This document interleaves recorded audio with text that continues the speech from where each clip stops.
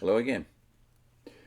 The growth of Christian minorities in Asia, on page 401 of History of Christianity by Kenneth Latourette. Between 950 and 1350, more and more of the peoples of the western end of the continent of Eurasia made Christianity their official faith. Simultaneously, immersed in the dominant Islam, the churches of the north shore of Africa and in western Asia, east and south of Asia Minor, slowly dwindled. Europe and Christendom were becoming synonymous.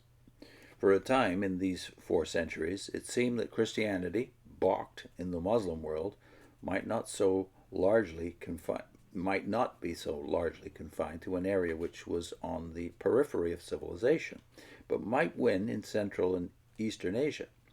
Converts were made in Central Asia and China, and strong churches existed in India and on even one island, Socotra, in the Arabian Sea.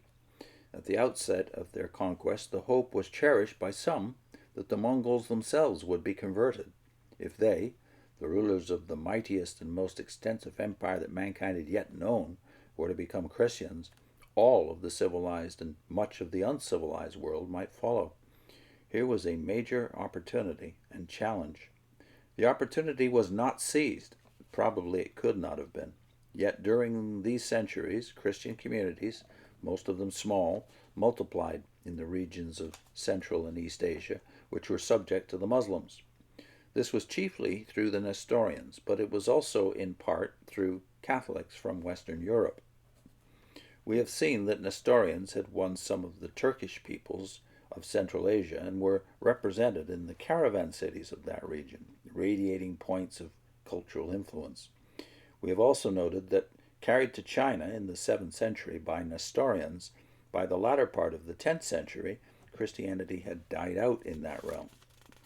Early in the 11th century, Nestorian Christianity began to make fresh gains. Not far from the year 1000, the prince of the Karaites, a Turkish folk in Central Asia, is said to have asked for baptism. In the 13th century, that people were professing Christians. In that same country, the Unguts, a Tartar folk dwelling to the north of the great northern bend of the Yellow River, also called themselves Christians. And among the Uyghurs, a people long prominent in the area through which ran the trade routes from China to the west, were some of that faith. When or how they became Christians, we do not know. In the 13th and 14th centuries, European travelers found strong Christian communities in South India. The Mongol advance seemed at first to favor Christianity. Among the early conquests of Genghis Khan was that of the Karaites, and in what seems to have been an attempt to strengthen his power, he married one of his sons to a princess from the Karaite ruling family. She was a Christian and the mother of 2 of the most prominent of Genghis Khan's grandsons, Kublai Khan and Hulagu. Hulagu's favorite wife was a Christian. Mangu, Grand Khan of the Mongols from 1251 to 1259, is said to have been baptized by an Armenian bishop. The inherited faith of the Mongols was a form of shamanism, a kind of primitive religion which yields easily to a higher religion. There was substantial ground for the hope that the Mongols might become Christians. Under the Mongols, Christianity once more appeared in China. At the Mongol capital Kambaluk, the later Peking, the Nestorians had an archbishop, and he was a native of North China, but probably not a Chinese, journeyed westward with an older companion and eventually became head of the entire Nestorian church. Nestorian communities, presumably all foreign, were found in several Chinese cities.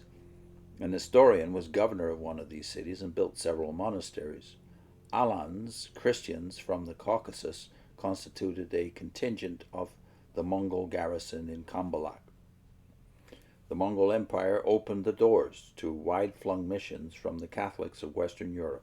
In general, the Mongols were fairly tolerant religiously, and when once their rule had been established, although that was often by wholesale slaughter, they brought in a degree of peace and order.